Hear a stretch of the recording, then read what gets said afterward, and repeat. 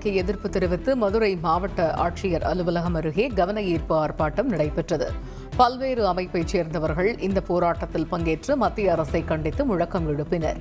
தொடர்ந்து பேசிய சுற்றுச்சூழல் பாதுகாப்பு இயக்கத்தைச் சேர்ந்த முகிலன் 11 கிராமங்களை உள்ளடக்கி 5000 ஏக்கர் பரப்பளவில் கொண்டுவரப்பட உள்ள டங்ஸ்டன் சுரங்கம் தமிழ்நாட்டிற்கே பேரிடர் என்று குற்றம் சாட்டினார்.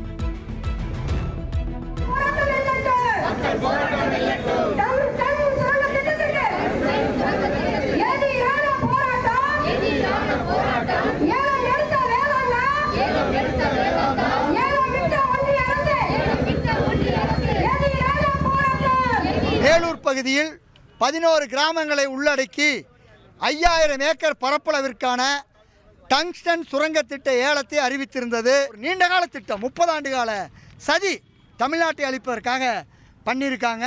அதாவது தமிழ்நாட்டு அரசுக்கு எந்த விதமான உரிமையும் இல்லை என்று சொல்லியிருக்கிறார்கள்.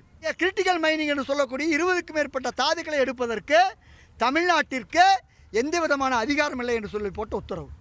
ஒன்றிய அரசு தமிழ்நாட்டினுடைய உரிமையை கல்வி திட்டத்தில் மட்டும் காவு வாங்கல, அனைத்திலும் காவு வாங்கிடுச்சுங்கிறதா யதார்த்த உண்மை.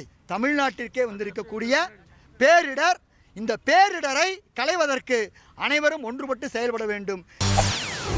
செய்திகளை உடனுக்குடன் தெரிந்து கொள்ள உடனே சப்ஸ்கிரைப் பண்ணுங்க.